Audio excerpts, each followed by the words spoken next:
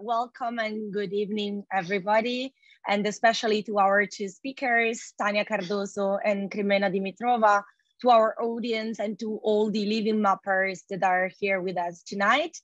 And even though we are not in the same place in person, I'm happy to put myself on the map to help you draw our shared cartographies this evening.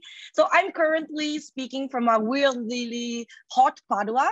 We have almost 30 degrees here today, but still I'm happy to sit in front of my desk to take part in this event. So I'm sure you're happy and thrilled too, no matter the weather outside your windows. So it's a pleasure and honor to introduce this event titled Cartographic Storytelling, Drawing Stories with Maps, which wouldn't have been possible without the invaluable help of my colleague and friend, Kimball Bumstead. And the idea to co-chair an event devoted to cartographic storytelling and hosting artist researchers working with illustration, comics, and maps came while Kimball and I were co-working on the project of the Livingmaps group, which is called Young Citizen Atlas of London in the past year. And as many of you, we both share an interest in the entanglements between maps, creative arts, and practices of storytelling. And both Kimball and I have been trying to turn our interest in maps into our creative research practices, experimenting with maps as storytelling devices, as well as with the artistic examples of cartographic representations. So in particular, the title cartographic is a play on word between the cartographic realms, so maps, of course, and everything that is connected with map studies and map experimentations, but also the narrativization of maps through graphic narratives and comics especially. So this title also recalls in my mind a cartographic essay in comics form that I published in the Livingmaps review in 2019. And some ideas of that essay are at the basis also of this event and can be found also in the beautiful creative research efforts by Tania and Kremena that we are going to hear about today. And what is especially interesting of their works is indeed their ability to build stories through maps and through the combined use of illustrations, text, and maps. Indeed, what emerges if we look closer to their artistic practice is not just that they are using creative and illustrated maps to tell stories, but also that they are using graphic narratives to say something different about the ability of maps to turn into storytelling devices. So the idea is that we can tell stories through maps, we can tell stories about maps through graphic narratives and comics. And we can also discover something new about maps through comics and graphic narratives and creative efforts. So each of our presenters today has more or less 25 minutes, and I'll be keeping track of time. And we're gonna start with Tania Cardoso. Tania Cardoso is an illustrator, urbanist, and PhD candidate in artistic research at the University of Amsterdam. And she investigates the potential of illustration as a form of urban communication. Her artistic research practice is based on the ground-based experience of the illustrator and explores the poetics of everyday life, connecting urban experience, place, and of course, imagination. Her illustration work has integrated several international collective exhibitions. She was awarded the Worldwide Picture Book Illustration Competition in 2015 in the Netherlands, and other creative awards in Cornwall, UK. And she was also a finalist for the Women Cartoonists International Award 2019 in Normandy, France. She had also the great opportunity, I had the great opportunity to co-design with Tania a creative workshop here in Padua at the end of February this year. And I cannot wait to hear her presentation. So please, Tania, the floor is yours. And thanks for joining us this evening. Thank you so much, Tiago. Hi everyone first. I will be reading from my notes because it's easier to stick to the time. And thank you so much, Giada, again, and Kimball for the invitation for the event. As Giada said, my name is Tania. I am Portuguese, but I'm now living in the Netherlands, where I'm working on my PhD research. I will start sharing my screen and my PowerPoint. So everyone is seeing the first page? Yes. Okay, great. So I divided my presentation into 3 parts. First, I will talk a little bit about myself and my professional and academic background, so you'll understand how I got to be here at this moment today. Second, I will explain how I work, the methodology I use to find stories in the city, and a bit about how I transcribe them into map-like illustrations. And finally, I will be presenting to you the project I'm currently developing in Amsterdam called How We Stopped and Listened to the Birds. I worked as an illustrator for most of my adult life. I do all kinds of graphic works, from children's books to cartoons to comics, sometimes advertisements, and I like to try out all kinds of different styles and techniques. For me, each project is unique and asks for a certain type of narrative and visual approach. This is why my illustration projects all look so different from each other. If you want to have a look at my website, which is here on the slide, you will see what I mean. I can later share with you all the links that I will show in my presentation. I am also an architect and urbanist, but I always loved to draw and decided to study how the city was represented in comics during my master's research in urbanism at the Federal University of Rio de Janeiro in Brazil.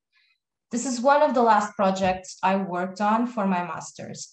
I realized during this time that as much as built with stone and brick, cities are also built from stories or narratives, and I find that incredibly interesting and difficult to show in a traditional urban plan. So as an illustrator, I started to experiment with both formats together every time my projects allowed me to do so. This led me to find a bigger interest, not only in capturing the physical aspect of the city, but also in exploring everyday life through walking and urban sketching as a way to find urban stories. Sometimes reality is much stranger than fiction, and we can find the most interesting moments and details by exploring and being immersed in the urban environment in this way. As you can see here, these are 2 examples of more traditional illustrated maps. The example of Torino on your left, only working with volumes and emphasizing the mole antonelliana, and on the right, a map exploring the icons of Rotterdam and playing with the dynamic between these icons, street names, and their geographic location. On the most fantastical side, we see here a map of Cornwall's mythical creatures and where they can be found. So here the aim was not to represent the geographical aspect of Cornwall, but the imaginary and mythical one. So it doesn't matter if St. Michael's Mount is too big or too south of the coast. What matters are the stories that you can see while trying to find these mythical creatures. If you look closely in the mountains, you'll find the giants that inhabited them, and even a reference to the old copper mines and the knockers playing pranks underground. So at a certain point, I started to work on my PhD, and that led me to reflect on the methodologies that I use and how I gather my information, the information for my illustrations. So I don't want to bore you to death with a traditional explanation of my academic methodology, so I will explain it shortly and show a lot of examples. So what is the aim? The aim is to closely observe the city through walking, drawing, and storytelling, and to find these stories that are hidden just beneath our eyes. I will start by explaining how I find urban stories. So in my ongoing research, I reflect on the importance of engaging artistic practice through illustration, drawing, and storytelling with scientific practice, so mostly related to ethnographic practices and urban studies to investigate and communicate the city. So what does this mean? It means that I use drawing and illustration as a sort of creative mapping practice that may be useful to understand urban space and simultaneously communicate these findings to others, experts and non-experts. As you can see here, I walk and draw on the streets and frequently use other mediums to help me remember my experiences, such as photography and audio recording. Depending on the subject, I might also need to do historical or database research. Because I am working in between fields, I need to have a complex methodology where I adapt how I will be working depending on the phase I am in. Basically, I follow two main lines of methodology, a field practice based on psychogeography and graphic journalism. And I will explain both of these lines. Psychogeography is a field of study defined by Guy Debord in 1958 as the study of the laws and effects of the geographical environment on the emotions and behaviors of individuals. Psychogeography was also inspired by the figure of the flaneur. Walter Benjamin wrote extensively about this figure based on the writings of Charles Baudelaire and Edgar Allan Poe's literature. We can talk about this later at the Q&A. But however, I have to say that my favorite definitions for psychogeography, and I think it fits contemporary practices better, is by Joseph Hart, who says that, and I quote, a whole toy box, that psychogeography is a whole toy box full of playful, inventive strategies for exploring cities, just about anything that takes pedestrians off their predictable paths and jolts them into a new awareness of urban landscape, end of quote. It is more difficult to give you a definition for graphic journalism. There are different types and different definitions, including different names as reportage art or comics journalism. Generally, it developed as the art of reporting the news through images, requiring strategic storytelling. It was very popular in the late 18th century until the advent of photography, but it made a comeback recently with the work of artist journalists such as Joe Sacco or Josh Newfolds, which you probably have heard before. These artists wanted to strive for accuracy within a subjective framework and used the format of comics and illustration to do so. Usually these works range from war comics, featured pieces and interviews, depictions of migrant, refugee life, and also travelogues, which are a bit similar to what I do. I don't claim to be a graphic journalist in any way, as I use a lot of imaginary aspects in my illustration work, but I try my best to combine these two lines of methodology to make my work as truthful as possible regarding the subject I'm reporting on. In other words, I use walking and drawing as a skill to find stories in the real world and engage with urban space and its dwellers. And I use storytelling and imagination to pass these stories and sensations truthfully to the reader. The drawings then are a direct response to my involvement in urban space and stem from my experience and encounters. That is why the drawings in my sketchbooks range from diagrams to axonometric perspectives to comics, using different types of points of view, distortions, to emphasize certain elements. I can also use onomatopoeias if I want to map through sound and really highlight that sense. As you can see here, I'm at the bottom of the slide. There are no predefined ways to do this. This is a process of thinking by doing, so it develops as I walk, and in this case, it's more thinking by drawing.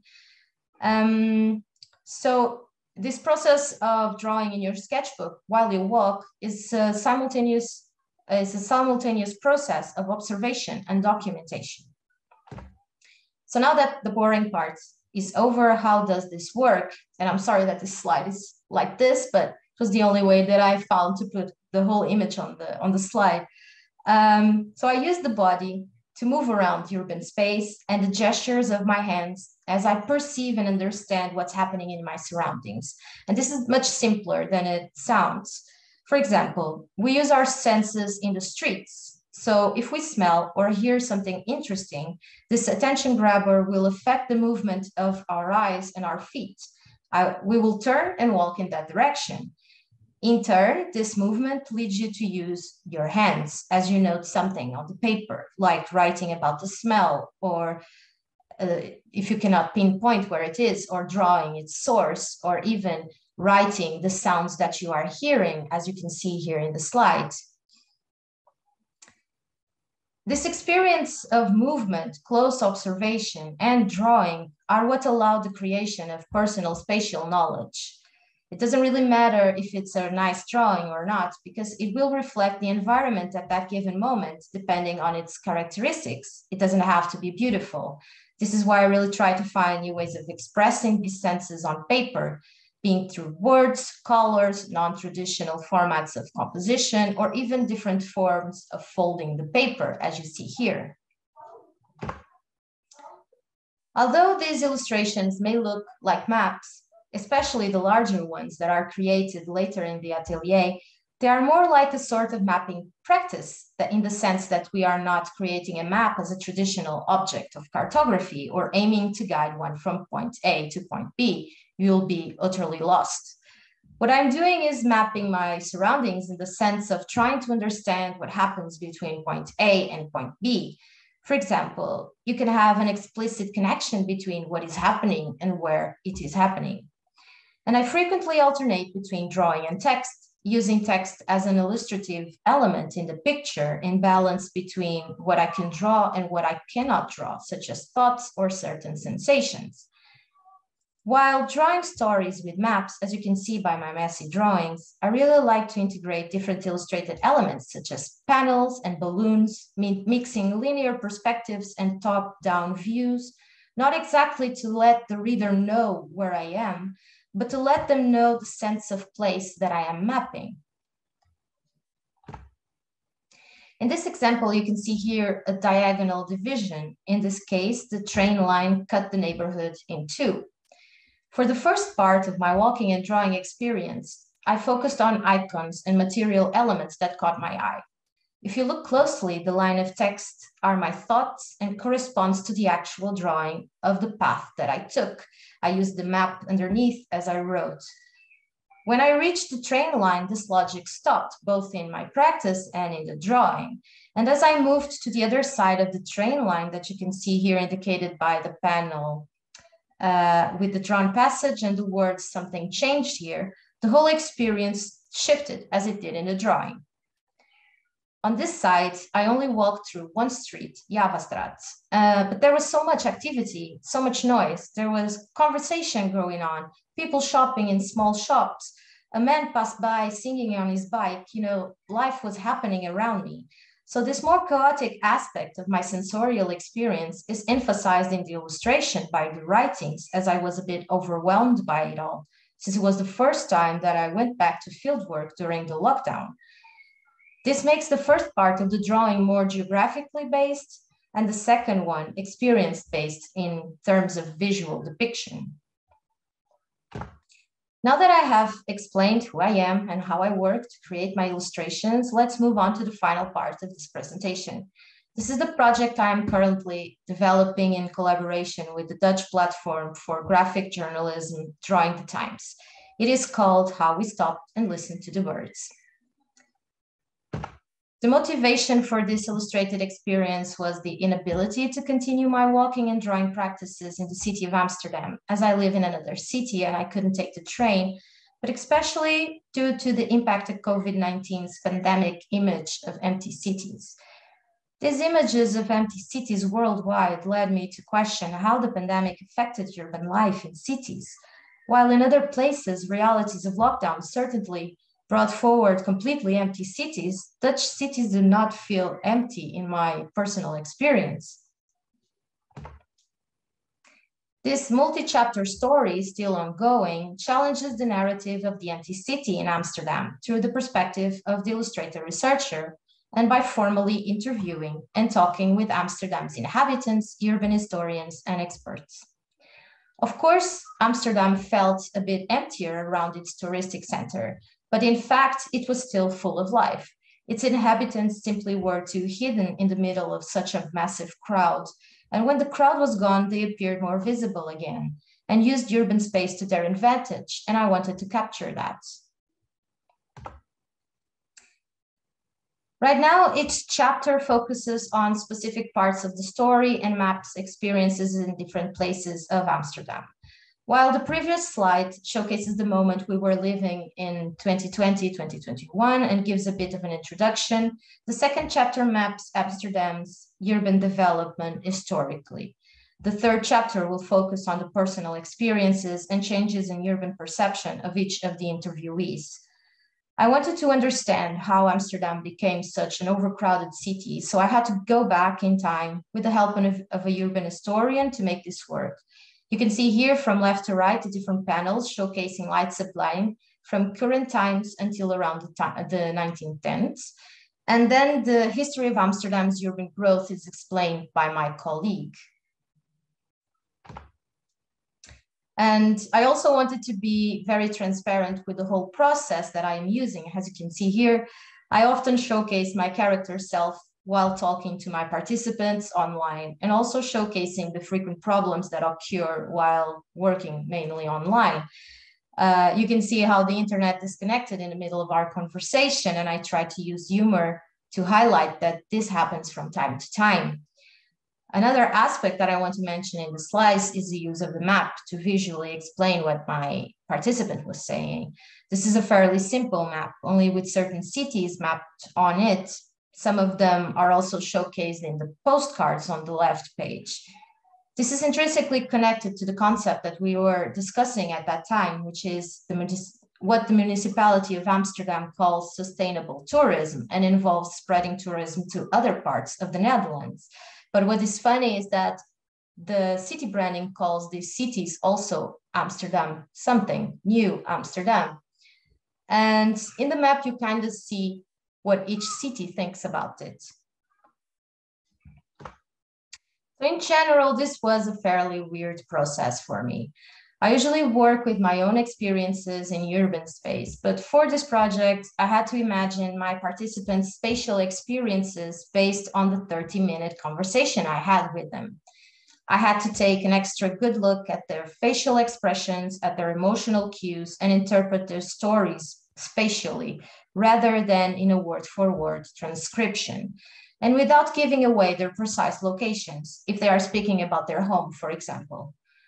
In this slide, we can see that in one participant's statement, there were feelings of isolation that were later diminished by a walk through the city that led to the subsequent conversation with others, altering the sensations from isolation to happiness and freedom.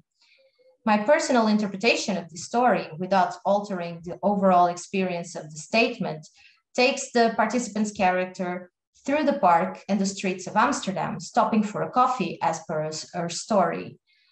By adding moments of curiosity in the streets and elements that are also connected to my personal memory, for example, by making the participant character take a ceramic swallow, a metaphor for the Portuguese diaspora, I create connections between hers and my experience. I also create a connection to the reader by adding meaningful, ordinary, and familiar urban activities, such as biking, window shopping, having coffee on the streets, urban elements such as the coffee truck, the urban furniture, and the typical window frames of Amsterdam, and through the use of icons, in this case, the Rijksmuseum building. The general idea for these 2 pages was to take these elements and create a composition that, besides the verbal narrative, would give the sensation of coming from a constrained place into one of freedom, something that even people unfamiliar with Amsterdam will understand and possibly relate to. Again, I drew our character selves talking online to let the reader know that there is a human being behind these drawings, and that no matter how truthful it is always a subjective perspective. Due to the nature of this project, I am mainly working in a comic format. This is due to the limitations on the website's platform. My wish is to explore the digital medium in a way that allows me to use the hyperlinks on the map and access specific experiences as one clicks and kind of takes a zoom inside. As you can see in this preliminary map, most of the experiences where the city is empty are juxtaposed in the center. These were mainly my personal experiences in the beginning of the lockdown. But as I started to talk to the inhabitants and move to other areas of the city, there was frequently more life, more people, none of the empty city narrative that I was expecting to see based on the stories that I was hearing. So here you can see these thoughts, this difference through the difference in colors as well. The empty spaces are mostly charcoal gray, while other areas of different tones of blue. And there are some participants still missing from the map because it's still an ongoing process. So this will be all reviewed later so that I can distinguish these images from the historical past drawings as well. Maybe I can use different layers for that process and maybe using the digital formats to create some transparency. I still don't know. I'm still trying to figure this out. So this is where I am in this project and where I end my presentation. I gladly ask for your tips and suggestions if you had any. I will be super happy to hear if you have any suggestions for me. Also, if you by any chance are located in Amsterdam and would like to share your lockdown stories, please feel free to say hi through this email you can see on the slide. So u.stories/fgw@uva.nl. I hope you have enjoyed the presentation, and I'm looking forward to hearing Kremena's presentation and also for the Q&A. Thank you so much. Thank you. Thank you very much, Tania. This was really beautiful. And thank you also for giving us some of your theoretical references and some short presentation of the methodologies so that we can also think about connecting those methodologies with what we are using in our own research, but also the possibility to enter your work on how we stopped and listened to the birds is really interesting because so I also personally try to work on narrative representations and creative representations of pandemic and post-pandemic cartographies. So I think it's really interesting to see how you're developing this, and we'll probably ask you some more questions during the Q&A. But meanwhile, I would love to introduce our second speaker. And our second speaker is Kremena Dimitrova. She is a London-based illustrator as historian who specializes in visualizing history in the museum and heritage sectors. Her commissions and residencies often involve working with communities, archives, and collections, and also using a mixture of creative approaches, such as character development, mapping, humor, rhymes, words, and images to bring hidden and untold stories to life. So there are many connections with Tania's work as well, as you will see during Kremena's presentation. Kremena is also a lecturer in visual culture and an interdisciplinary practice-based PhD researcher at the University of Portsmouth. Her project probes ways in which comics-based research and comics cartographies can engage with limited and marginalized archival material and participate in changing the prevailing representations and commemorations of the history of enslavement. So she worked as an illustrator researcher with many museums and partners. If you are going to look at her website, you're going to find like the Charles Dickens Museum in London, the Jewish Museum, the British Museum, the Museum of the Home in London, the Manchester Museum, to mention but a few of a long series of collaborations with museums and other institutions. So I will now leave the floor to Kremena, and I'm really looking forward to this second presentation. Thank you for joining us today.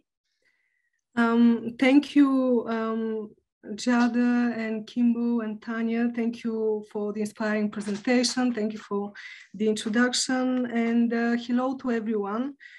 Thank you for having me today, and thank you for joining us this evening. So I'm going to share my screen now,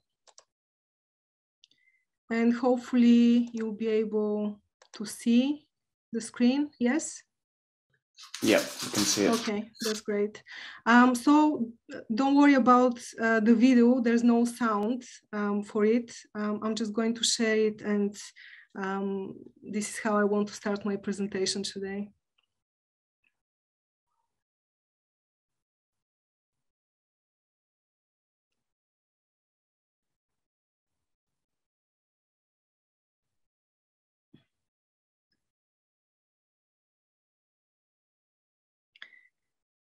So this is Rubesaurus, a very excited young boy whom I illustrated and commemorated at Preston Park Museum and Grounds as part of a site-specific contemporary collecting exhibition project called Lockdown Legends Exposed. Working from photographs and stories, I devised and designed a large-scale digital vinyl wall mural in a portrait map style inspired by elected COVID-19 nominees, mapping inspirational individuals whose heroic acts of kindness during the pandemic were deemed by the people in Tees Valley to deserve recognition, mapping anything from the collection of rubbish by individuals to individuals' fundraising efforts to help the NHS and BME communities in their areas. So this commission is an example of what I do as an illustrator, as historian, lecturer in visual culture, and a practice-based PhD researcher in visualizing history at the University of Portsmouth, as Giada mentioned. I use comics cartographies to map history and heritage inside and outside the museum, which is also the title of my talk today. I specialize in socially engaged and site-specific creative interventions with a focus on unearthing hidden and marginalized narratives, such as those relating to homelessness, migration, and slavery, which I will cover during today's talk. I explore and expose these themes through illustration, comics, murals, public art, map making, and trails, and more generally, visual storytelling in the museum and heritage sectors. My commissions are often Historic England funded, Arts Council England and National Lottery Heritage funded, and involve working with archives and collections and using a mixture of creative approaches such as walking, mapping, character development, humor, rhymes, and images. I experiment with photographic material and traditionally made textures, painted, drawn, and printed backgrounds, which I often combine in digital collages. These collages of mine often involve comics and maps and mapping, as can be seen in this National Lottery Heritage funded, co-created and collaborative comic strip map called Color Within the Lines, Living in Lockdown for West Cheshire Museums and Chester's Festival of Hope. This is a pioneering online festival and exhibition placing young people at the heart of design, making, programming, and production. The aim of the commission was to explore and visually communicate young people's views and experiences on both sides of the Welsh-English border throughout the period of COVID-19 lockdown. Employing a comic strip format, I worked with Chester young producers to give voice to young people whose stories would not usually be told by mapping oral histories gathered by Chester young producers through interviews. There is another map-related project with the National Memoriam Arboretum, which I would like to mention as part of this talk. Out there is the jungle, down by Mandalay. A few forgotten soldiers slowly fight their way. I was commissioned by the National Memoriam Arboretum to work on the socially engaged, site-specific digital exhibition, Visualizing History, Remembering the Forgotten Army. Employing a graphic narrative format, I explored the lasting impact the conflict with Japan and the Second World War have had on today's culture and society. I devised and delivered online history-telling illustration workshops to engage young people in learning and remembrance of those who served and sacrificed in the Far East, focusing on the British 14th Army, the Forgotten Army, and most diverse army in history. I used young people's creative responses to produce a unitary collaborative history-telling graphic narrative to form the Arboretum's first digital exhibition commemorating the 75th anniversary of VJ Day. Now, the exhibition was actually really well received considering that it was during lockdown and it was meant to happen in a physical space. And it attracted over 3,000 people with a dwell time over nearly 4 minutes, over 3 times the average, which was excellent. And in terms of it being a first digital exhibition. The graphic narrative starts with a map of the Burma of Burma, which is Myanmar.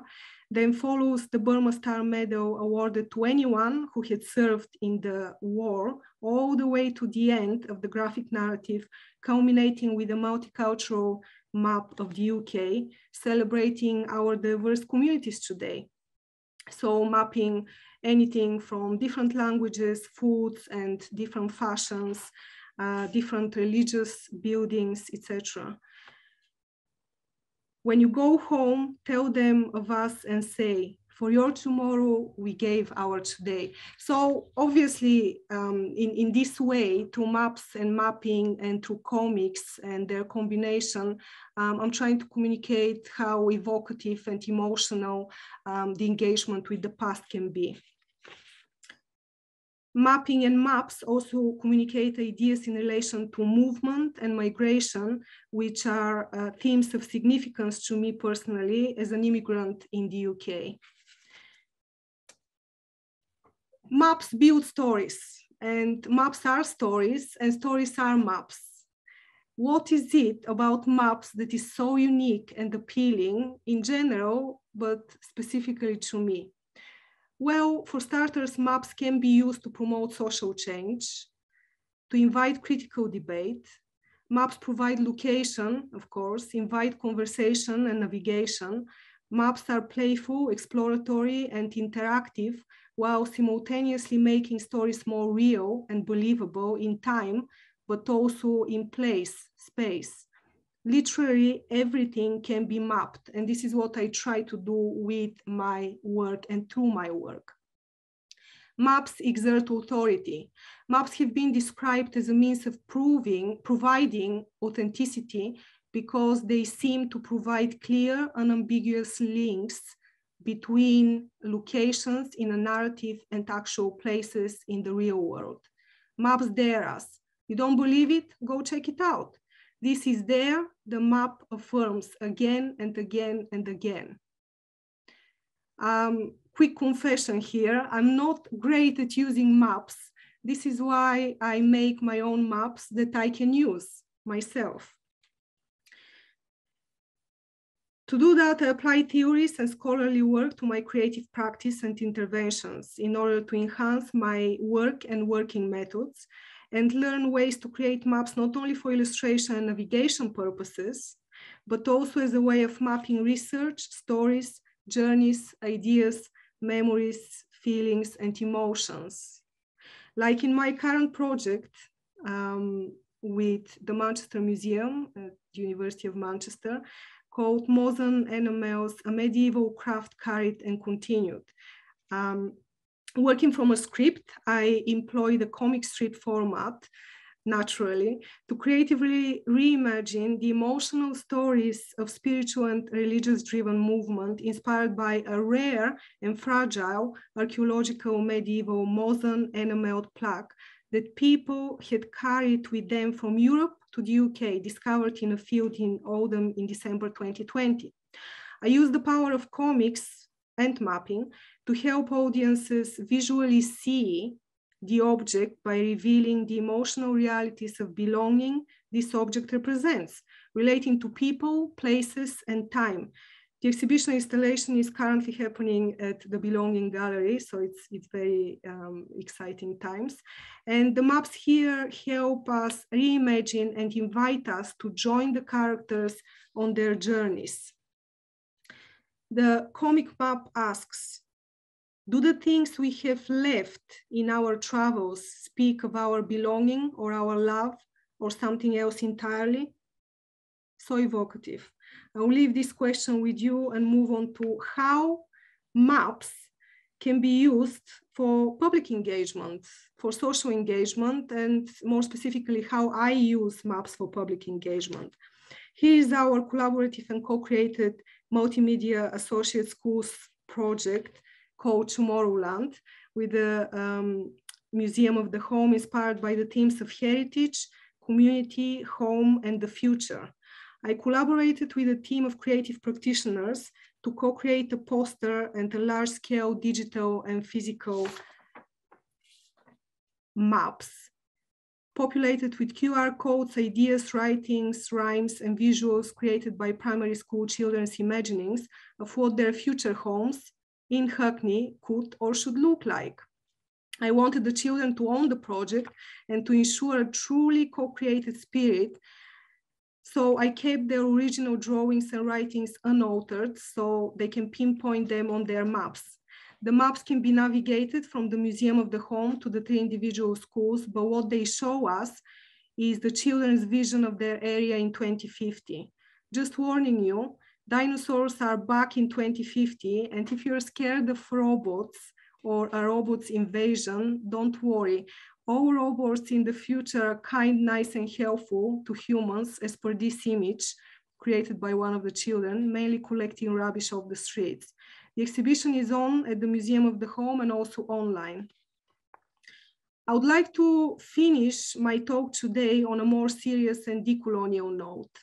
My PhD in visualizing history at the University of Portsmouth stems from my wider creative practice relating to comics cartographies, socially engaged work, and focuses on mapping possibilities for decolonization in museums, which is at the forefront of heritage and museum practice today. According to the Museum Association, many museums in the UK are part of the legacy of British colonialism through the collections they steward, their institutional histories, structures, and wealth, and the stories they tell. Throughout history, museums have helped to make the case for colonialism by collecting and cataloging empire and by advancing racist and prejudiced views of the world. Such views and attitudes still exist today. Museums can and must play their part in righting past wrongs and creating a better world for all those affected by colonialism, which is what I'm trying to achieve at Benjamin Franklin House, one of London's most treasured Georgian heritage gems. Dating back to circa 1730, Benjamin Franklin House became a biographical museum in 2006 and has since been enriching our knowledge about the statesman, inventor, scientist, and one of the founding fathers of the United States of America, Benjamin Franklin, who was a lodger in the house between 1757 to 1775. I became involved with Benjamin Franklin House in 2015 through a National Lottery Heritage funded illustration residency, communicating Benjamin Franklin's life and work in London. I delivered creative workshops and developed educational projections and a children's sticker book with the aim to enhance the museum's historical offerings for younger audiences. Since then, my research has extended to exploring the house's lesser known inhabitants. Franklin was not the only 18th century lodger at Benjamin Franklin House. He shared the dwelling with his son William and their 2 slaves, Peter and John King, who had come with the Franklins from the American colonies. While doing my research on the house, I came across a database by the University of Glasgow, where I found 2 runaway adverts about Franklin's slave King, John King, who had absented from his master's service and had stolen not only himself, but also various items such as a hat, frock, stockings, shoes, and more. So, not much is known about the runaway boy beyond the advertisements, apart from that he had run away to Suffolk, and a poem which creatively reimagines his history called Benjamin Franklin, the Lady, and a Runaway Enslaved Boy Named King by H.E. Ross specifically mentions that the boy had escaped to a small village called Playford in Suffolk. According to the Museum Association, decolonization is a journey which covers all areas of practice and involves creatively reimagining the way museums work, who they work with, and what they value.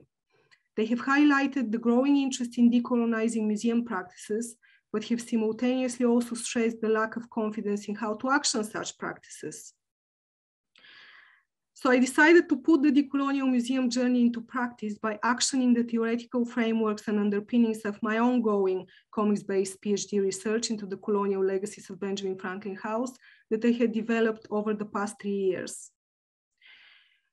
I decided to run with maps as comics and comics as maps To achieve this, I compared the comics' prominent panels to Benjamin Franklin House and Benjamin Franklin's Master History, while the comics' marginal and marginalized gutters are equated to the streets as routes to the runaways' freedom.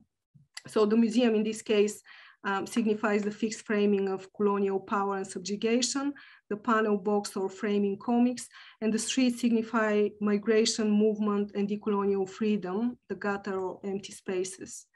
The gutters or the empty spaces in comics ask us, the audiences, to question and to fill them with meanings.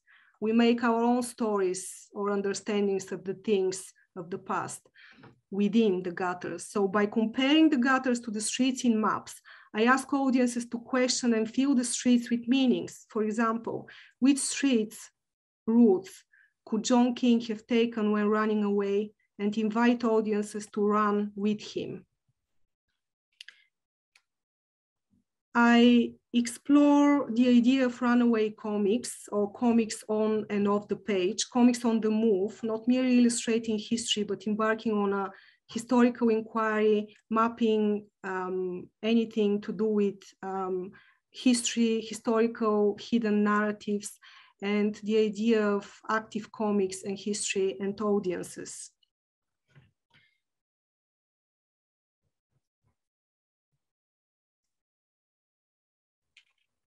So I propose the employment of a comics-based research methodology as a contemporary form of decolonial resistance by mapping initial practical steps and directions for others also committed in the notions and process of decolonization.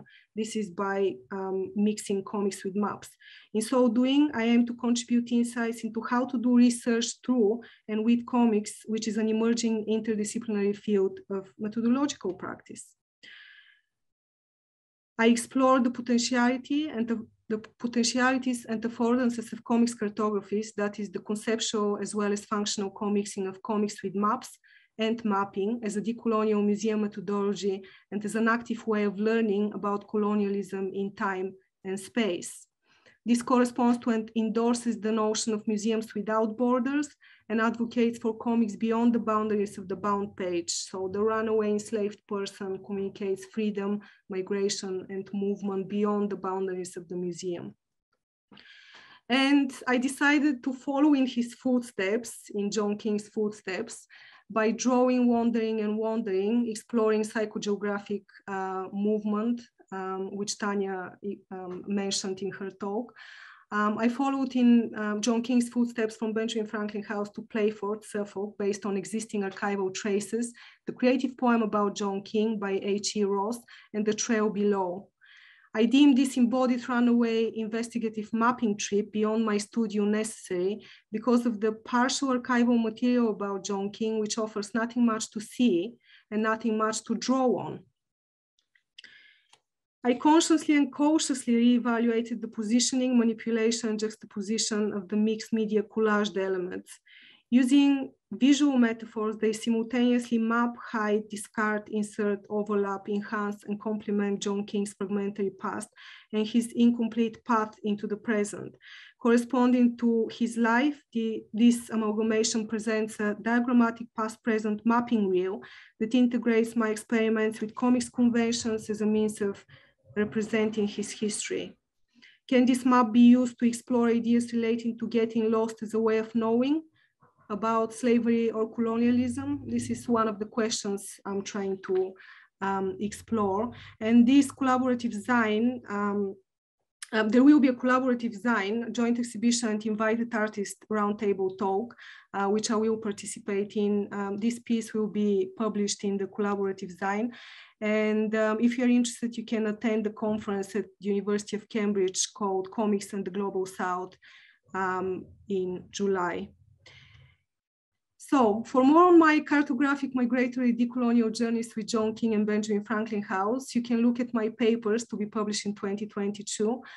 They stem from my PhD, Why Slavery Endures, Legacies and Contemporary Resistance with Cambridge Scholars. The talk today, part of the talk will be published in this book.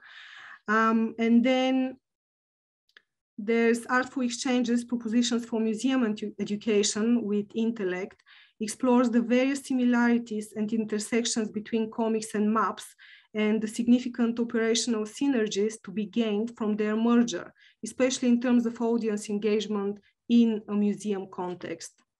To finish off, for more on my collaborative and co-created cartographic community and heritage project journeys across the UK, you can follow my work with Green Clothes, Rural and Social Development through the Arts in Lancashire. I'm currently delivering a Historic England funded project in Kirkham called Kirkham High Street Heritage Action Zone, which is a collaborative and co-created site-specific history heritage community project. So maps and mapping are definitely attracting attention. This involves archival research and working with various communities, including schools and rehabilitation units. And we're currently discussing possibilities for Kirkham Prison to engage in our creative interventions.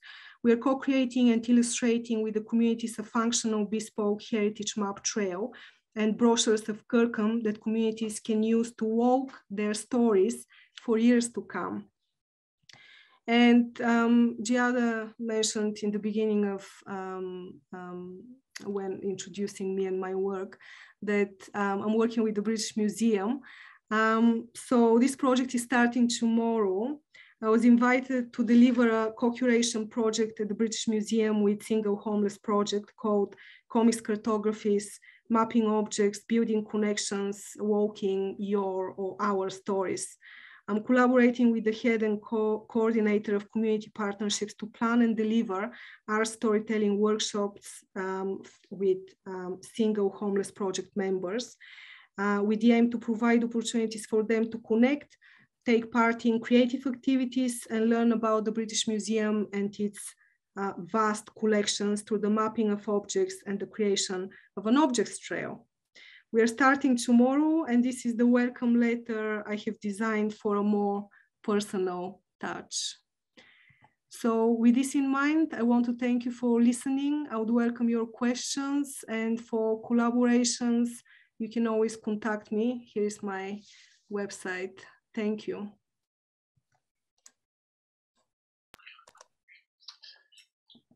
Wow. Thank you both for really fascinating, wonderful presentations.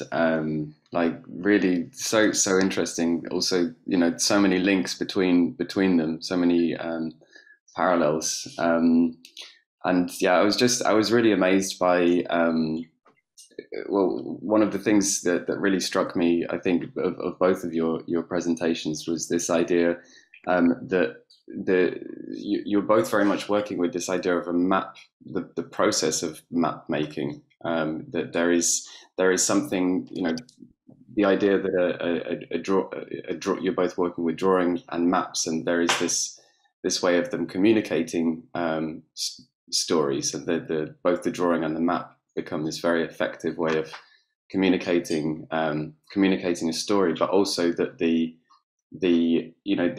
for you it's very much about the process of making the map, which is a way of going in, you know, of going in for yourself to explore a story. So I don't know, I'll open up for questions for everyone in a moment. I just wondered if, like, both of you, it's a question to both of you really, you know, to reflect on that idea of how the process of the process of making a map is both, you know, a way of going in. It's both for you, but also for the audience. It's not a very structured question, but it's just one of my initial observations.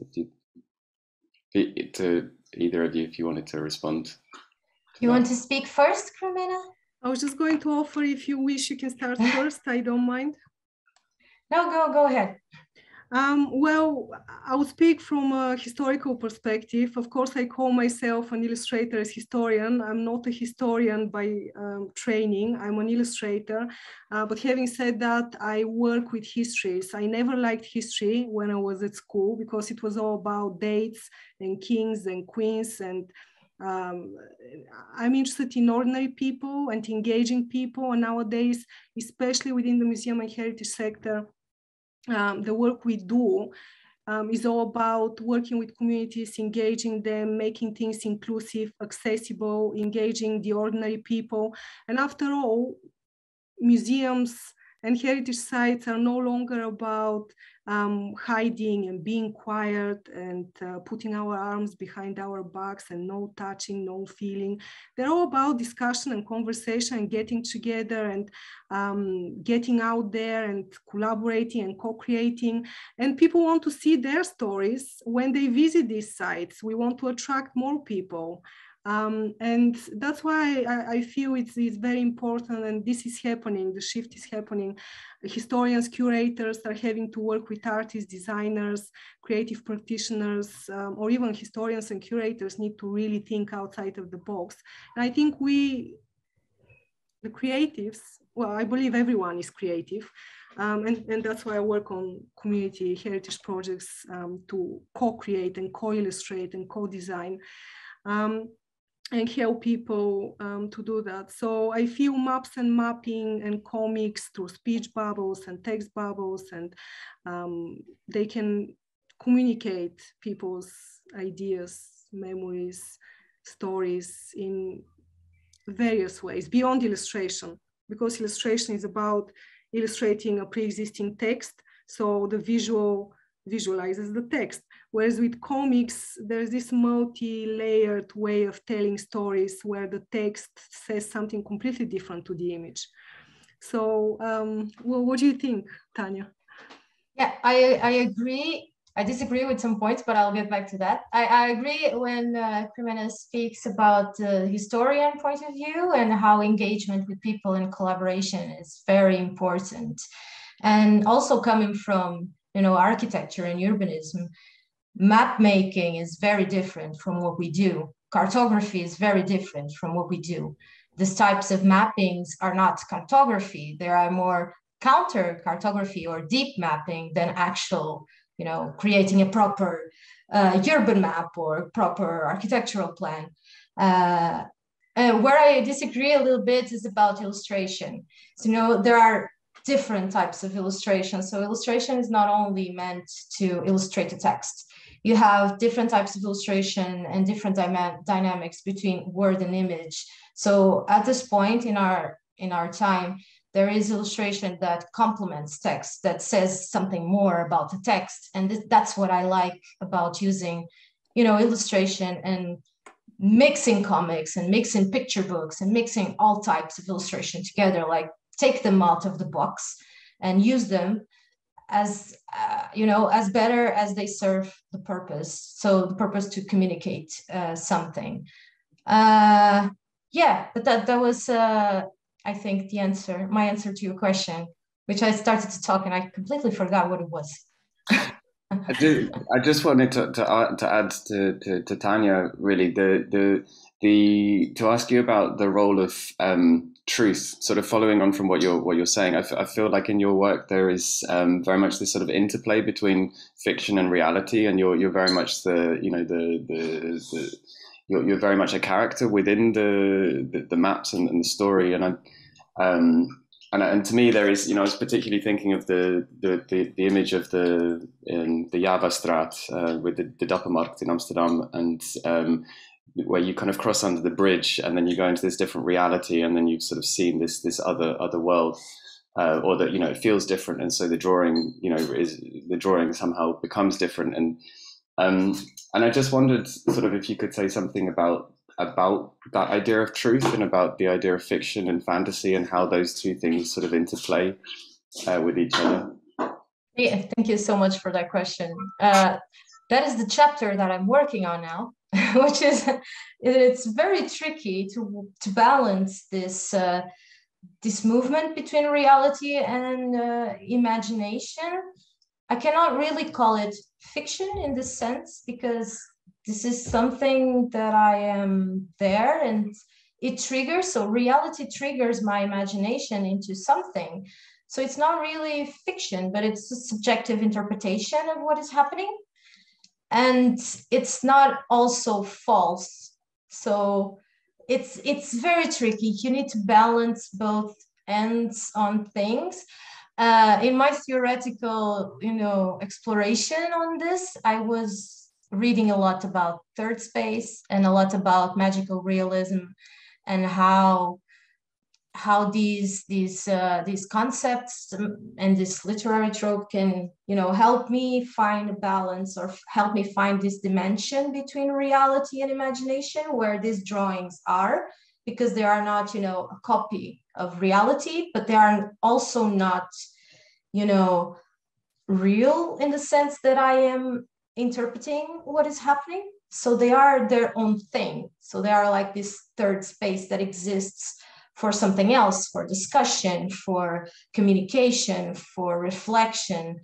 But yeah, it's still very debatable, especially in graphic journalism. And graphic journalism is pretty much, looking for an objective point of view. So they need to be as factual as possible, as objective as possible. If you see Joe Sacco's works, they are very realistic in sense of everything that is drawn has happened. It has interviews with people. Everything that they said is there precisely.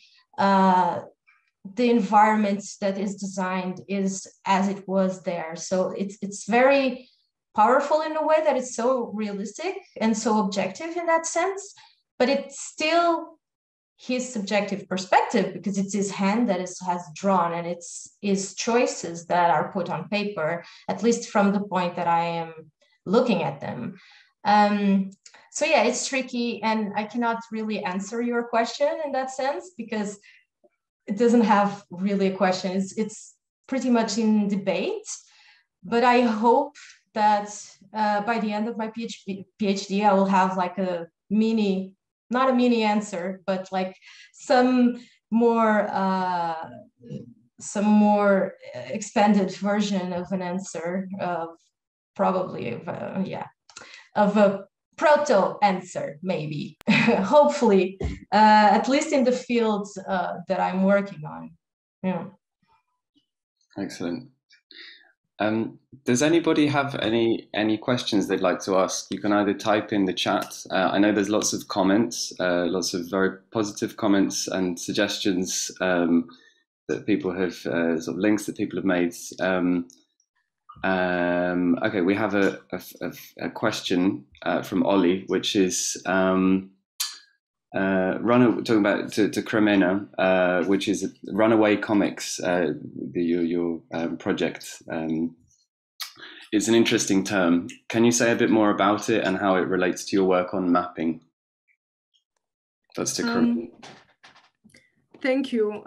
So I've been exploring this idea of mapping and walking and psychogeography and comics, and the relation between the two, and how comics can be used as a form of engagement in more interactive ways. And I'm kind of looking into history, what Tania was saying. Obviously, the past, separating the past from history, the past is what actually happened, and history is a version and interpretation of the past, depending on who engages with the past and how and in what ways they engage and why and at what time, etc.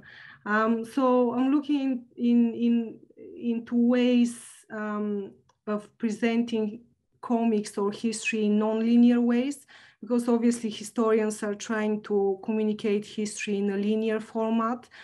This is how something happened, and then it continues into the present, or if it continues into the present. So the idea is to kind of use mapping and diagrams and various formats of comics that go beyond bound pages, and this kind of communicates the idea of running away enslaved person beyond the boundaries of Benjamin Franklin house and onto the streets, and the idea of freedom and movement and migration. And I'm looking into how comics can be represented in ways that are not bound and fixed like history tries to be, but are open and open-ended, because all stories usually have, and I talk about Tania, about kind of the definitions of things. For example, storytelling, usually every story has beginning, middle, and end. Whereas in this case, in the case in terms of past and history, we don't know necessarily what happened unless it's recorded in archives or collections. So going back to the previous point, when I was talking about illustration, being an illustrator myself by trade and with like 10 years experience, I don't want to downplay the potentialities of illustration. I was just talking about basic definitions of what illustration is and kind of trying to communicate that comics arguably offer something more through the different functions they have. So Chris Ware has created a very nice box set with all sorts of different fragments. So I'm looking into maps and mapping and the fragmentation of history and the fragmentation of comics and how they can exist as separate elements. So this is the idea of runaway comics and runaway enslaved person, and trying to kind of use metaphors and analogies to communicate the idea of freedom. So these are kind of the ideas that I'm trying to communicate. I just wanted to follow on from that, really, about the idea of as a map maker. I mean, because you're kind of a map maker, kind of an illustrator, kind of a chronicler, kind of storyteller, and all of these are devices to tell stories. I wonder how you feel about your kind of sense of responsibility in a sense of telling that story, because particularly with your work, Kremena, you have this, you're dealing with kind of quite sensitive topics in a sense, and I mean, I suppose every map is political, is personal, is contentious in some ways, but you're kind of approaching this as a very aware, hyper aware person, very sort of self-reflexive, self-critical. I mean, with both of your projects, also Tania, and I wonder kind of, I mean, this is something that could go as a question to both of you about how do you feel about your responsibility, your sense of responsibility as a map maker, as a storyteller? Is that sense of responsibility kind of, is it scary? Is there, how do you feel about the responsibility to present something in a particular way or accurately, or is it not to think about? I mean, thank you. I always think about that as an illustrator, of course.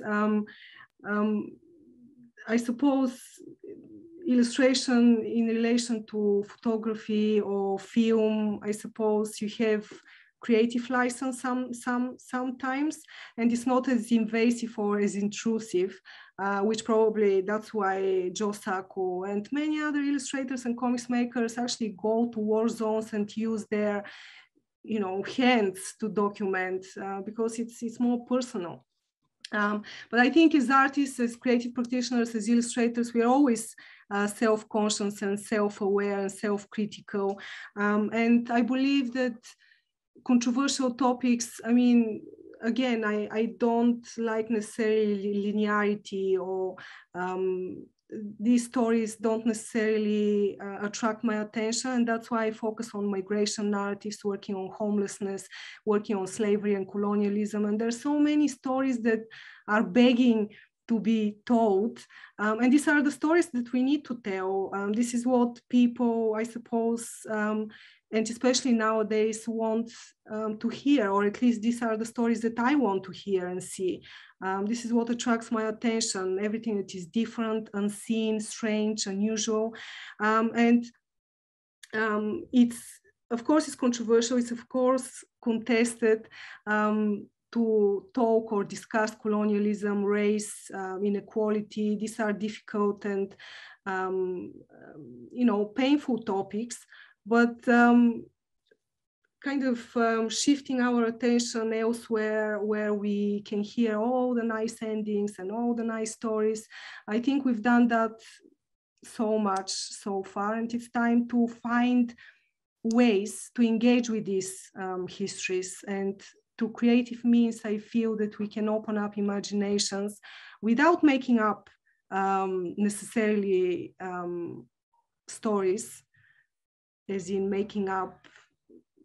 But if we communicate clearly from the outset, whether it's based on a true story, how much of this story is based on a true story, because before getting into this kind of illustration practice, I was always, when a title says based on a true story, I would literally think that everything is based on a true story. And sometimes it could be just the title of the movie or the comic or the map, etc.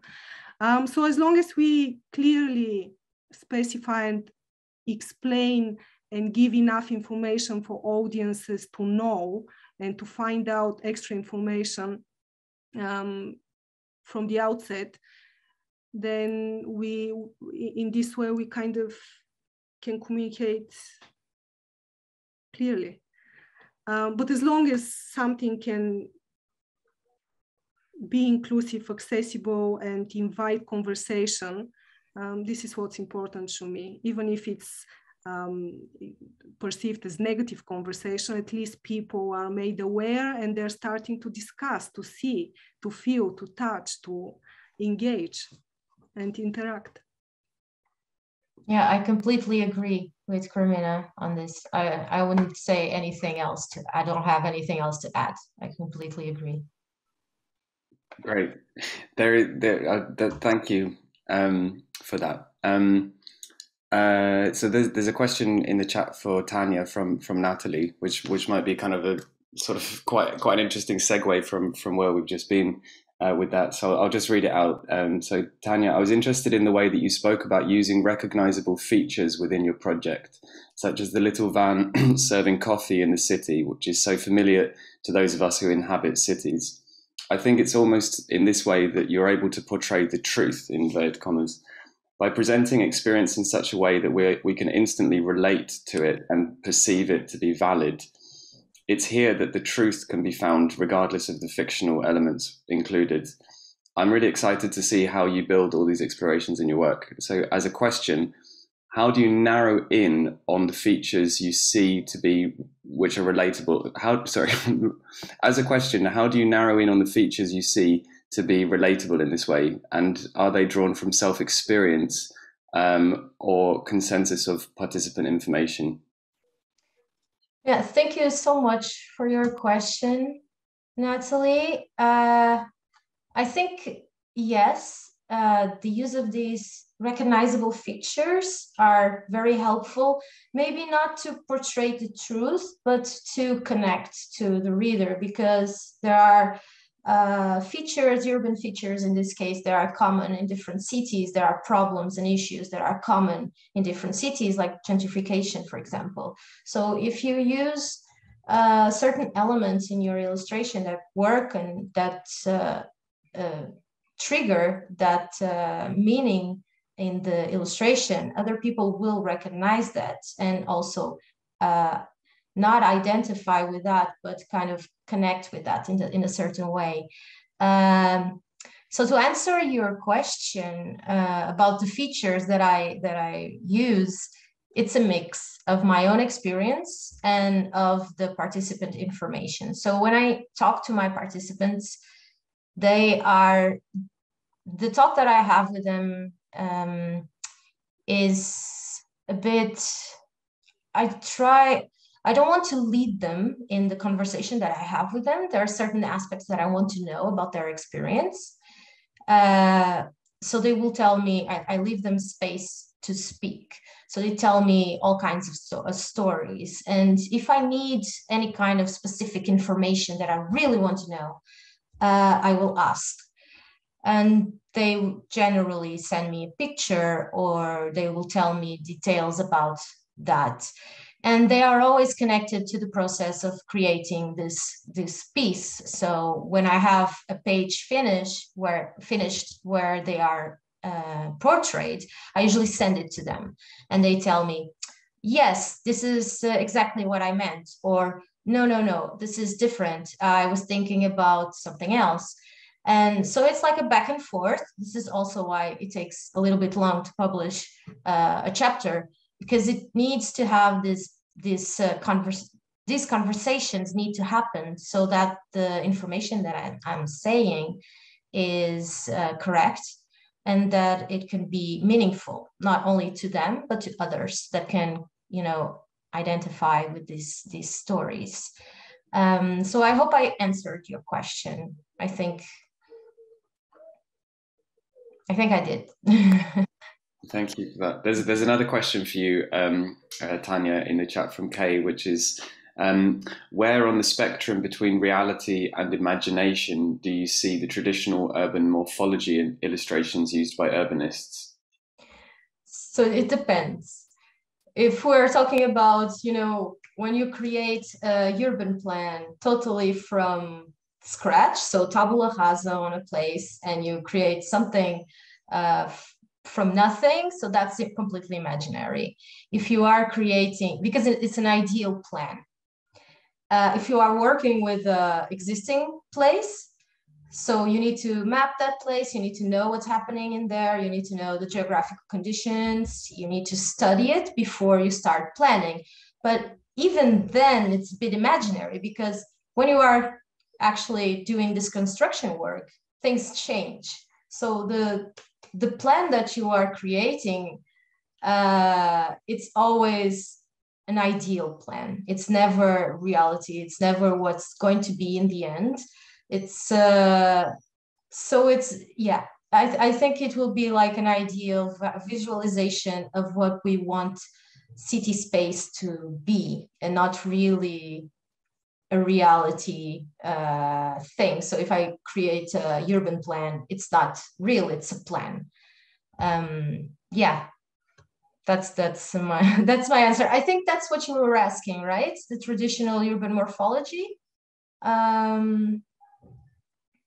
I'm not sure if I answered your question, Kay. I think it's a great answer. I mean, I think it's really interesting what you say about, this whole idea of I mean, because a lot of these the questions are sort of thinking about this idea about truth and reality, but our experience of space, there are certain, it is often or always perhaps to an extent a fiction or a perception, or we all experience space in different ways. There are certain hard facts, that there is a wall in a certain place, there is a road in a certain place, but the way that we experience that street and the kind of encounters we have on a street, they're all completely subjective, and I think it's really fascinating to think about a mapping process which actually acknowledges those inherent subjectivity of how places are experienced. And I mean, I think it almost feels as though your practice is really highlighting the fact, or highlighting that this is a really important part of urban planning and urban design. That there is. I mean, how would you sit with that as an idea of this as being the importance of what you do to urban planners in constructing? Since I started this research, I haven't worked with urban planners, but I do organize a seminar called the Cities Project, and we frequently have architects and urban planners in our seminar. And some architects here in the Netherlands have a department of storytelling, so that they know how to communicate their projects. So, and this is not only, the good part of communicating a project. So it's about talking with people when they are working with communities and small villages, but it's also about knowing how to sell your project. So the use of storytelling, in urban planning, I hope that through this kind of creative methods, it will bring more engagement with the communities and with people that work with urban planners, because that's what I felt when I was working in architecture that was missing.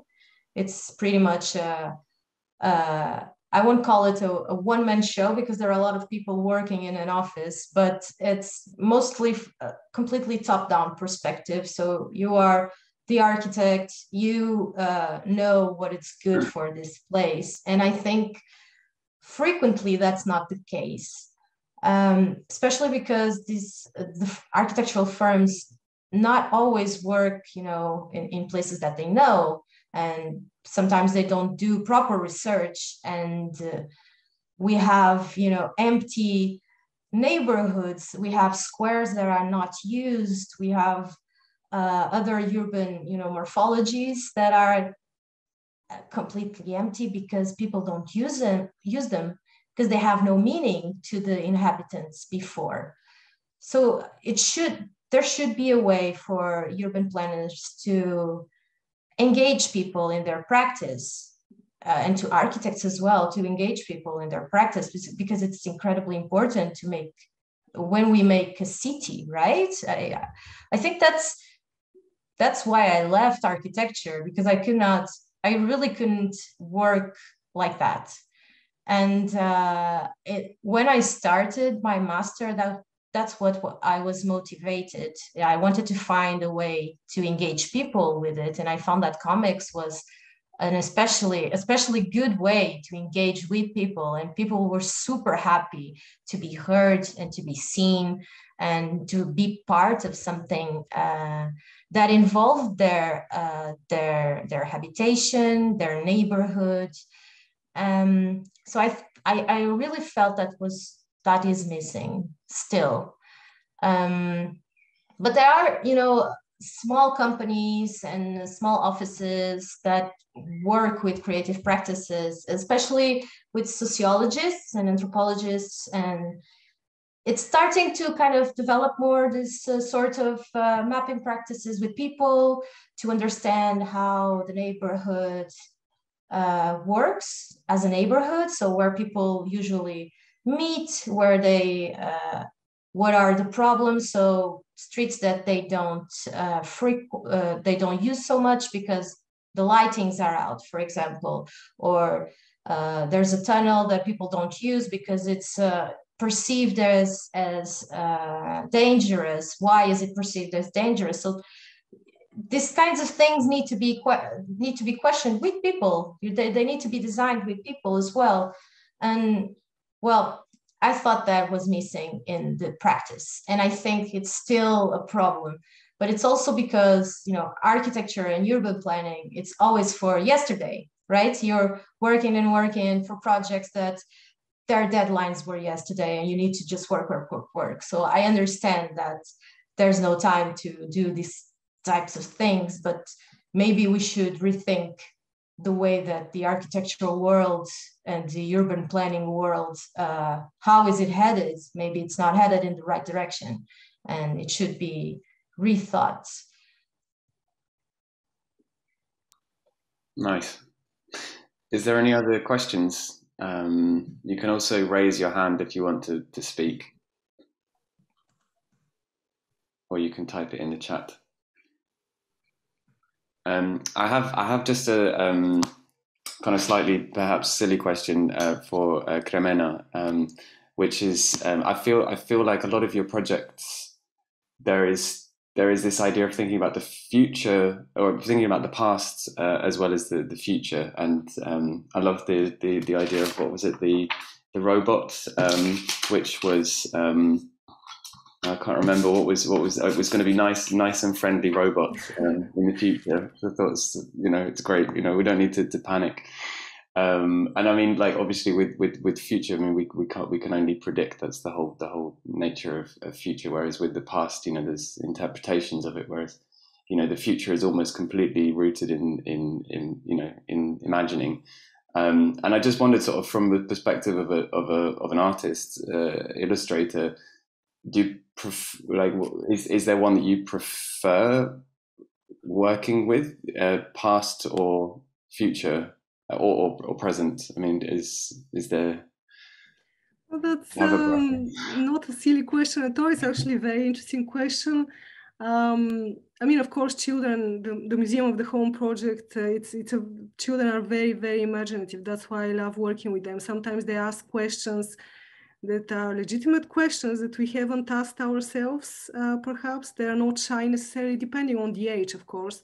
And we can learn a lot from children.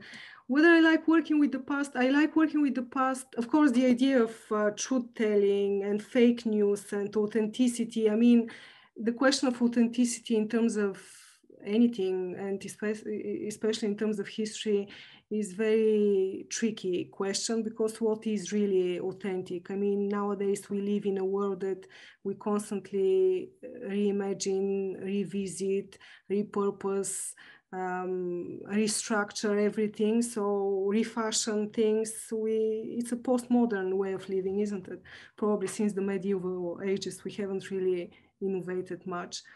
But yes, history has some sort of truth telling to it. Of course, what people have kept in archives, but of course, archives are very controversial because they're all based on times and who was commissioned to keep what. They're very, you know, not inclusive, because some people are naturally, their stories are not deemed important enough to be kept, and we can't keep absolutely everything in existence. So that's what I like about history, that you can uncover hidden or alternative stories. But when it comes to future, I mean, I suppose we base parts of our imaginings for the future on our understandings of the past and our current existence. So it's also a visualization or an imagining that is based on something that is already in existence, but can be more fiction-based, I suppose. Whereas with past, if you want to engage with audiences, people want to know, I think, what part of it is true and what isn't, so that they can gauge and decide, you know, what to believe and how to believe. So. Question from Tania. Do you want to say something? Yes. How do you take? Oh, okay. So I want to ask a question to Kremena, because we were talking about the past and the future. I'm curious. Do you work with historical layers in your maps and with multiple times? And if you do work with historical layers in multiple times, how do you work with them in the maps? Like technically, how do you make them perceive that they are, you know, in different ages, if that is, you know, the purpose, or do you kind of meld them in? How do you do that? I'm super curious. So obviously many of the maps are used for, thank you for the question. Of course, thank you for all the questions. They're very, I'm making notes as we speak, as I always do. So I think I try to communicate this kind of idea of history, and I use textures and something that is dated, and then I use backgrounds that I create myself to kind of communicate this idea of the past. I very much like the smell of old photographs and albums, and I still have them here. Of course, nowadays with digital technology, we don't have that anymore. So it's very much about getting together and then getting this feel. So smells, of course, visions, they remind us of things, places, and people, but smells as well, in a way, remind us of places where we have been. So I use textures, I document during my journeys, I take lots of photographs of the places and spaces, and that's how I feel when I illustrate then and create the maps or stories based on particular places. I feel that by using textures and photographs that I've taken myself to then base my illustrations on these photographs, or use some of the textures or stuff that I have created or drawn in these places, I feel they communicate more realness, or there's a connection between these places and my illustrations. And then, of course, being somewhere is very, very different, much more evocative and much more emotional. And that's why I never look at things or ask people, what do you think about this place or about this person or about this location? I prefer to go there by myself, because creatively speaking, when someone tells me something from their point of view, based on their own prior knowledge and understanding and perception, I start to imagine all sorts of things. When I go, I always get disappointed. So I try to keep my levels of excitement low so that I can always get excited when I go to places.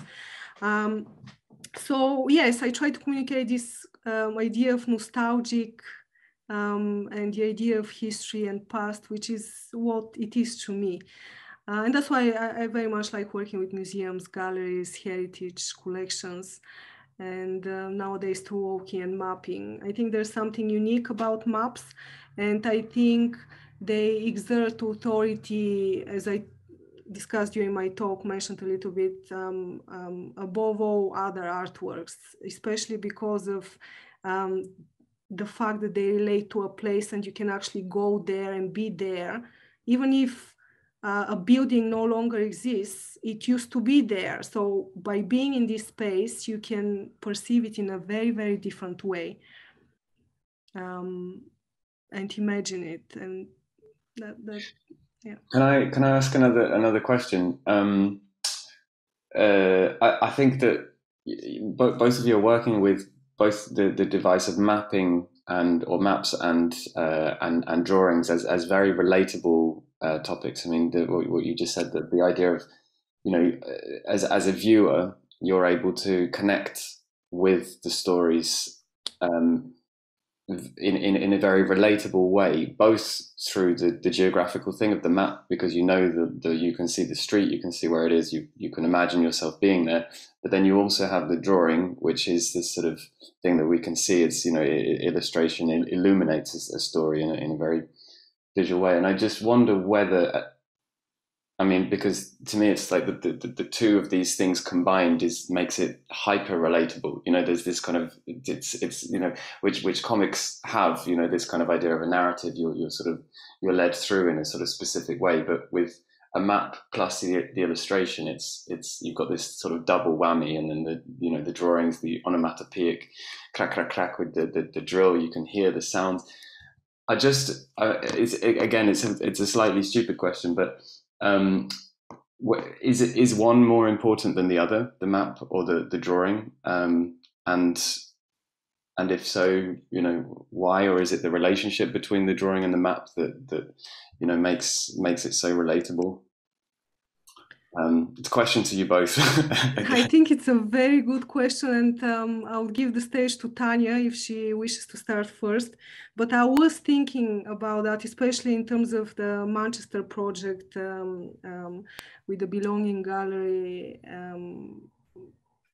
I just really feel that without the maps, it wouldn't have been so successful, the image itself, because now even going back to Tanya's question earlier, kind of thinking about the layers of maps, looking for these old maps of Oldham, so that I can then base my illustrative map on the actual map. I had to do my research. I had to look for authentic maps. I had to look for and now I really feel like going there after doing all this research. It communicates. If it had been just illustration of characters and people through comics without the maps, I don't feel that it would have been as successful, the image, at least to me. Having the combination of the two maps of Europe and then the movement of people to times, it compares very nicely Europe and the UK and pinpoints where exactly these objects started their journeys. So we actually feel like going on these journeys through the actual maps and comics, but also going physically there, not just in our imagination. which relates to the idea of comics on the move, and maps help comics go on the move, and people can go together, not just in their imagination, but walk the stories. I quite like that. I'm not sure if I answered if I understood your question perfectly, but I would say that maps are also drawings. So I don't see them as separate entities in a way. So they are drawings, right? So they are also part of it all. But that's only my point of view. I think they are part of it. They are part of the process because you can produce a map while you are drawing. They are part of the maps you create because it is a drawing. You are drawing a map through different, through alternative creative methods, not through comics, illustrations, and then you can use that drawing, which is a map, to walk space, but it's still a drawing. So yeah, in my point of view, they are not two separate entities. So the drawing and the map are the same thing. If that's what I understood you were asking. No, that's a really interesting point. I guess I was seeing it in terms of thinking about the map in terms of a way of imagining where you are in a place, and the drawing as a way of bringing the place to life. So in some ways, is a very interesting point. Yeah, a map is a drawing, and a drawing can be a map, or you can have a drawing of something which is very relatable. A drawing of a place that a viewer can recognize. So that's also this idea of location. But I guess I was thinking about the difference between like knowing where you are in a place and being able to imagine yourself being there, and all of the different times that you may have, the different experiences you've had there, versus a drawing which maybe captures like a snapshot, or a vignette of a particular time that the map maker was there. I guess I was just thinking about the relationship between the device of pinpoint, the dot on the map, the location on the map, versus the vignette. I see. Yeah, I think that the use of digital nowadays kind of works this out, as you can like pinpoint a place and see what's there, and you can use that with drawing as well. I wanted to do that, to kind of mix both things, in that sense that you are telling about the map as an abstract idea of space, and then the drawing as a perspective that you see. So that's the definition, that's the distinction that you are making, right? And I think that they showcase different things, and that's why it is so interesting to mix both. And then you can have both, a geographical representation of where you are. So you are here, and you can also have sort of an experience of what's surrounding you at that part.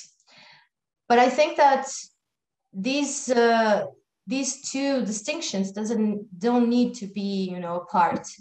You have the means today to kind of connect both, and that's super interesting. And I don't know how to do it yet, but I hope I find how I can mix both of these things, like how you can pinpoint something in a map and then it kind of blows up in your. I've seen this happen in like digital maps. There's an artist in Amsterdam called Jan Rothausen, and he has this mapping experience, like a digital mapping thing of a refugee camp. And you can, enter the website and pinpoint a location, and you kind of enter it, and you see the perspective of where you are. And you kind of listen to people's stories in that part. So I think that it's super interesting how I think the future of what's coming to mix these both things, the map as an abstract object that shows you where you are, and the illustration that shows, what's surrounding you, the feelings and the meaning of place, and the possibility of having both together in a digital world it's just a super interesting and incredible. And I just hope that we would be able to do this also in paper, which is super hard. But yeah, I hope that we can mix both, because it's already been done. And I think that this distinction, it's starting to become outdated now. Does the digital world ever replace the power of the physicality of drawing? Well, not for me, but I think that's each person will say. I still prefer to draw on paper. If I draw digital, it needs to be with the pen, because I still need, I'm traditional in that way. I still need to have my paper to do my initial drawings. I still need to have these kinds of, things that they just kind of crumble all over the place, and need to feel the paper and the scale of the drawing that I'm doing, and the map as well. I feel very lost when I'm drawing a map on my computer directly, because I don't have a scale. The scale in the computer is very different than when you use a scale in your paper. But that's maybe because I was taught in a traditional way in architectural school how to, use the big plans and work with the rulers and everything by hand. So maybe that's just me, but that's how I prefer to do it. Interesting. What about you, Kremena? Because your work is sort of mostly in the sort of digital, Photoshop, InDesign type of maps. How do you find the experience of representing space in a digital? Thank you. I mean, I find the digital helpful, as in helping create faster, but many of my work start in a traditional way, exactly like Tania. I do my drawings, I create my textures, I take my photographs, and then I scan things and lots of different abstract, painterly drawn, printed backgrounds, and then I combine them and layer them digitally. That's why even with the title of drawing maps, drawing stories with maps, I was thinking of changing it for myself into collaging stories with maps, because that's what I do. And all these different fragments, then I overlay them using Photoshop. So I have like thousands of layers, but they still retain this kind of traditional textured painterly background. So they're not necessarily digital, but I just use Photoshop as a tool to add highlights, change the colors very, very quickly, because of course it's extremely time consuming. If I'm to paint something, I need to plan it much better once it's sketched, and then to move into a painted format, I need to think about the colors, because to change them, it's going to take very long. So then once I've painted something, then I scan it and then I use it digitally, or change the colors very quickly. But nowadays, working on large scale installations, and like currently I have a project with Milton Keynes on homelessness. It's a 14-meter mural that I designed digitally to scale. I mean, the file itself is like 19 gigabytes or more. And I need to zoom in and out. So it's a little bit different to kind of gauge the size of something because of the scale. But then it's just ever so exciting to see your work on a large screen.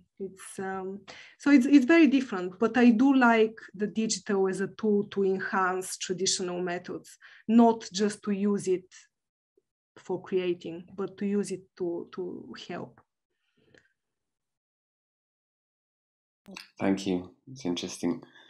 Jan Rothhausen. We actually had him as a speaker as one of our webinar speakers a few months ago. Really super nice. Yeah, really, really interesting work. Very, very similar to yours, actually. I think in terms of sort of methodology and you know, but also, I mean, very different as well, because I mean, with Jan Rothhausen's work, it's you know, there is a lot of humor and comedy, you know, but the kind of stories that he picks out and the kind of stories that you pick out are kind of quite different. You know, they present a different reality. It's very much, yeah, it's a beautiful example, sort of comparing different sort of subjectively made maps, because it really, yeah, shows this way of how experiences of stories and are so yeah, unique in a way. Is there any sort of final questions or any other questions that anybody wants to ask, or, you know, anything that you want to say? There's some really interesting sort of suggestions and comments and things in the chat. I'm not going to read all of them out, but there's lots. I just wanted to say that yes, I've seen very exciting questions and comments in the chat. If we can save them, or perhaps share them later on, and some of the links. And then I just want to say that in terms of comics on the move and using maps in combination with comics, I like the idea, because of course illustration, storytelling, maps, they all relate to characters and character development. I quite like the idea that people, in using the comics or reading them, again, instead of just imagining the places and spaces or even the characters, they can actually be the characters, the main characters of their own stories or imaginings, which is what I like about me going on a journey and mapping and drawing and then reflecting upon the work. And I hope through these interdisciplinary approaches that we are all engaging with, where you don't have one clear linear methodology, but you can actually weave in different elements from history and geography and psychogeography to create something that is much more immersive and playful and interactive. That hopefully text and image can start to become equal in academia and also in general, so that we can engage as many audiences as possible. Because after all, when we do research, we don't want to just produce work for our peers. We want to be able to share the work with everyone. Yeah, absolutely. Thank you for saying that. It's a really important point.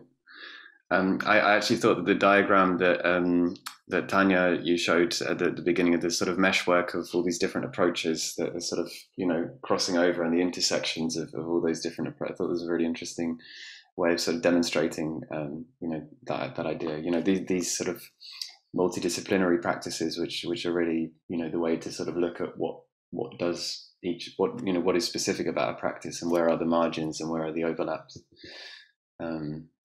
Yeah, it was great. Thanks. Yeah, that's super interesting that you mentioned it, because it was very difficult to start a methodology for my research, because I'm not in a department per se. So I'm working in between departments. So I had to look at methodologies from one side, then methodologies from the other side, and then how to connect them. So in the end, my co-supervisor showed me patchwork methodologies that some sociologists were working on. And it made sense. It completely made sense, because in academia, in certain universities, everything is very strict in terms of this is my discipline and you need to stay here. And in the University of Amsterdam, that doesn't happen. They are very interdisciplinary. They are up for transdisciplinary options as well, like to engage the community of the city in the studies. And I think that's amazing. But yeah, that's from where the mesh came from. And it was very useful for my progression in the study, in the investigation that I'm doing, and also for the illustrations that I work on as well.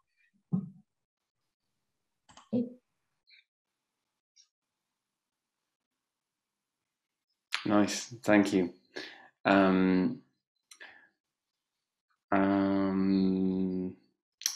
Jada has put something in the chat. Do you want to talk about what your